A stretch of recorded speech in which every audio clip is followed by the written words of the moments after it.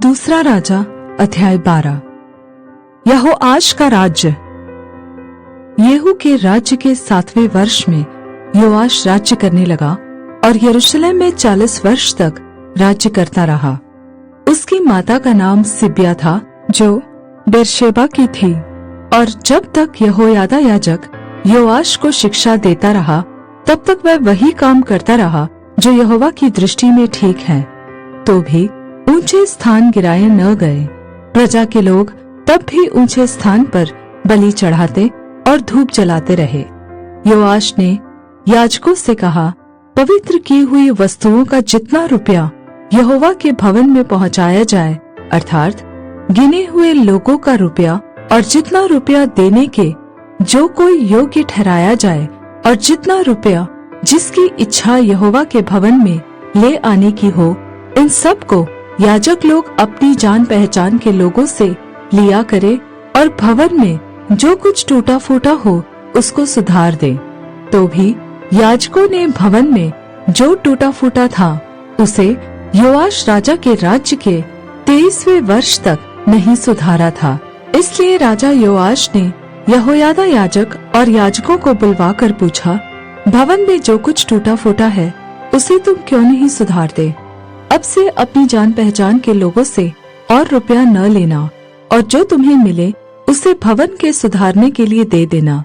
तब याजकों ने मान लिया कि न तो हम प्रजा से और रुपया ले और न भवन को सुधारे। तब यहोयादा याजक ने एक संदूक लेकर उसके ढक्कन में छेद करके उसको यहोवा के भवन में आने वालों के दाहिने हाथ पर वेदी के पास रख दिया, और द्वार की रखवाली करने वाले याजक उसमें वह सब रुपया डालने लगे जो यहोवा के भवन में लाया जाता था। जब उन्होंने देखा कि संदूक में बहुत रुपया है, तब राजा के प्रधान और महायाजक ने आकर उसे थैलियों में बांध दिया और यहोवा के भवन में पाए हुए रुपये को गिन लिया। तब उन्होंने उस तौले हुए रुपये को उन काम करने वालों के हाथ में दिया जो यहोवा के भवन में अधिकारी थे, और इन्होंने उसे यहोवा के भवन के बनाने वाले बढ़इयों, राजमिस्त्रियों और संगत राशों को दिए। और लकड़ी और गढ़े हुए पत्थर मोल लेने में, वरन जो कुछ भवन के टूटे फूटे की मरम्मत में खर्च होता था उसमें लगाया। परंतु जो रुपया यहोवा के भवन में आता था उससे चांदी के तसले, चिमटे, कटोरे, तुरहियां आदि सोने या चांदी के किसी प्रकार के पात्र न बने, परंतु वह काम करने वाले को दिया गया, और उन्होंने उसे लेकर यहोवा के भवन की मरम्मत की।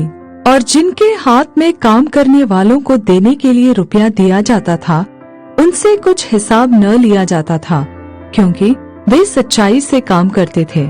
जो रुपया दोष बलियों और पाप बलियों के लिए दिया जाता था, यह तो यहोवा के भवन में न लगाया गया, वह याजकों को मिलता था। तब अराम के राजा हजाएल ने गत नगर पर चढ़ाई की और उससे लड़ाई करके उसे ले लिया। तब उसने यरूशलेम पर भी चढ़ाई करने को अपना मुंह किया। तब यहूदा के राजा योआश ने उन सब पवित्र वस्तुओं को, जिन्हें उसके पुरखा यहोशापात, यहोराम और अहज्या नामक यहूदा के राजाओं ने पवित्र किया था, और अपनी पवित्र की हुई वस्तुओं को भी, और जितना सोना यहोवा के भवन के भंडारों में और राज भवन में मिला, उस सब को लेकर अराम के राजा हजाएल के पास भेज दिया, और वह यरूशलेम के पास से चला गया। योआश के और सब काम जो उसने किया, वह क्या यहूदा के राजाओं के इतिहास की पुस्तक में नहीं लिखे हैं? योआश के कर्मचारियों ने राजद्रोह की युक्ति करके उसको मिल्लो के भवन में, जो सिल्ला की ढलान पर था, मार डाला, अर्थात शिमात का पुत्र योजाबाद और शोमेर का पुत्र यहोजाबाद, जो उसके कर्मचारी थे, उन्होंने उसे ऐसा मारा कि वह मर गया। तब उसे उसके पुरखाओं के बीच दाऊदपुर में मिट्टी दी, और उसका पुत्र अमस्या उसके स्थान पर राज्य करने लगा।